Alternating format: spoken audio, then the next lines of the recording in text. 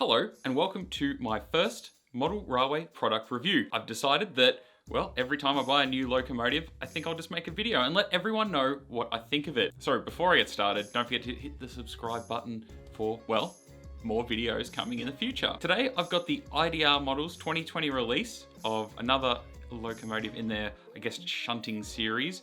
This is the 060 Victorian Railways W Class locomotive. Oh, and also the New South Wales Railways 7101 locomotive. I'll get into that in a second. So before I get into the unboxing, I'll give you a very, very brief history of the W Class. Built in 1967 by Tulloch Limited in New South Wales, for the Victorian Railways as shunting engines to be used across the Victorian system. Generally allocated to Ballarat, Geelong, Melbourne for short shunting trips, as well as one at Ararat, Bendigo and Seymour explicitly for yard work only. The last of the Ws were withdrawn from mainline work in, I believe, 2005, they were on hire by El Zorro, which is now defunct. Examples of the W Class can still be found occasionally running on the Mornington and Yarra Valley Railways, with another two on display at the ARHS Museum in Newport.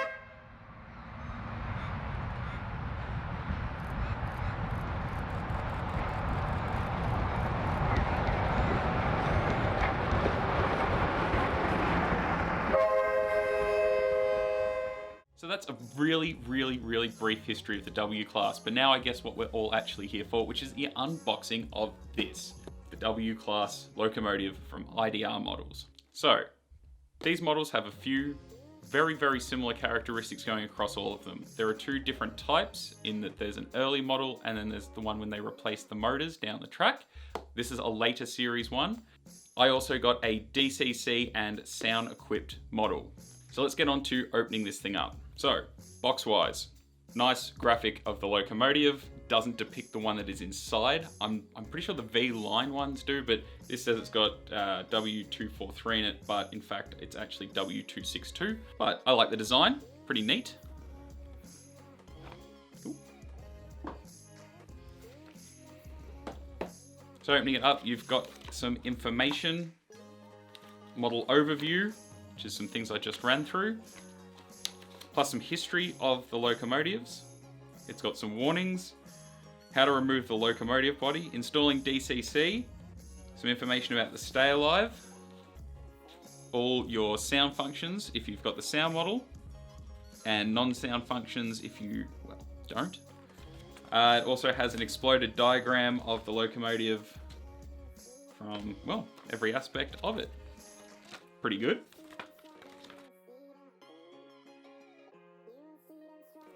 In here, well packed in. Cool. Locomotive comes in a blister pack, nice and safe.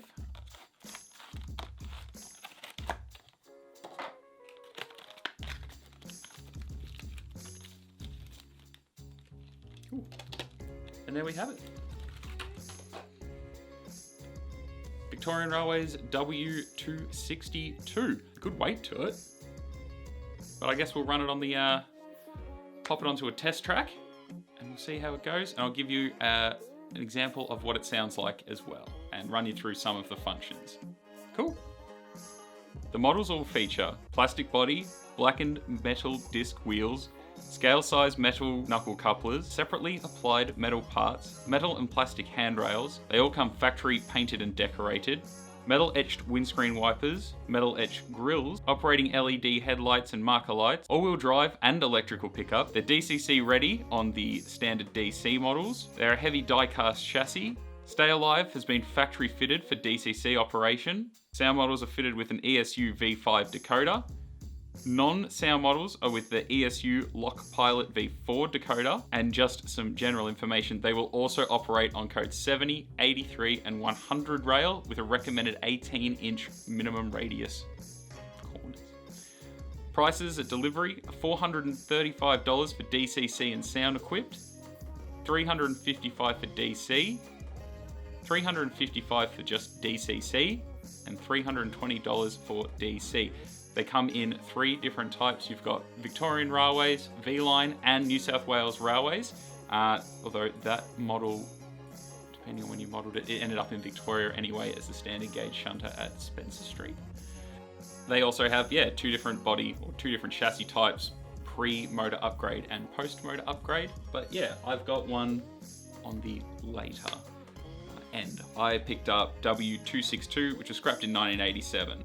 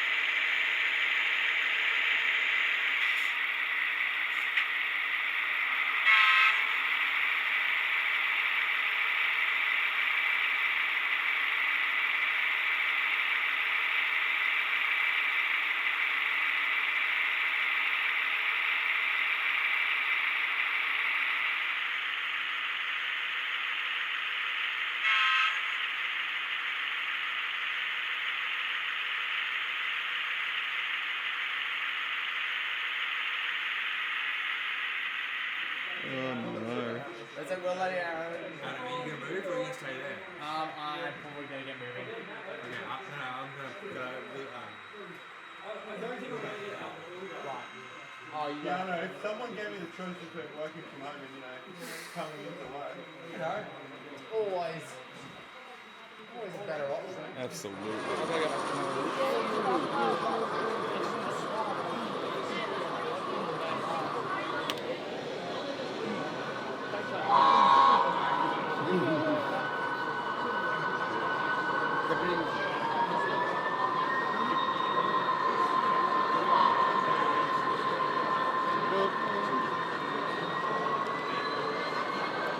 Oh my gosh.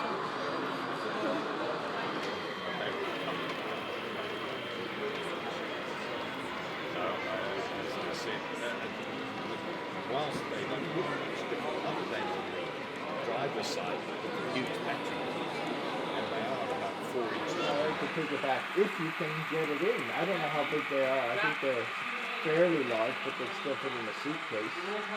Anyway, hopefully you can. There's all the binoculars that we have landed.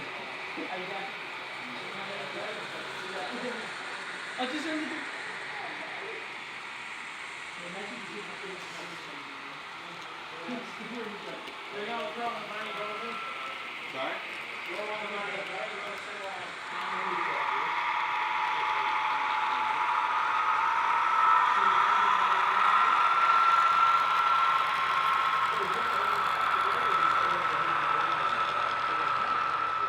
So I guess my opinion on it.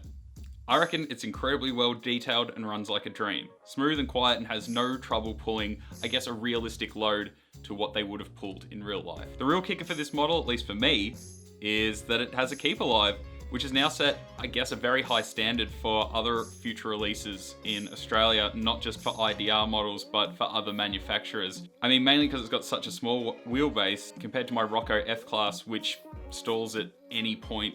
I just never get it out anymore until I get, I guess, a keep alive in it now because of how bad its pickup is. The keep alive in this, fantastic, can't fault that. My only issue that I've had with this is that the volume out of the box isn't great, so it does need a programmer of some type to turn the volume up. Once you've done that, great. So overall, I'm very impressed with this little locomotive. Fantastic detail, sounds great, and I'm still super impressed by that keep alive.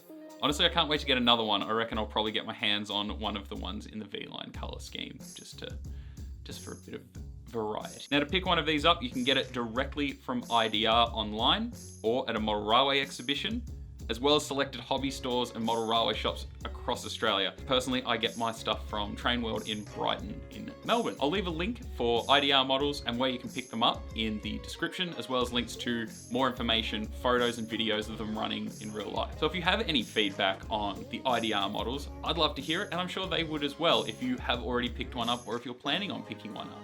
As well as some feedback for me, what you think I can do better in my videos. I know this is only video number 1, but any feedback is helpful. So thank you so much for watching. If you like the video, hit the like button. If you want to see more from me, you can always subscribe and everything else. And yeah, hopefully I'll be back with more model railway reviews soon. Thanks for watching.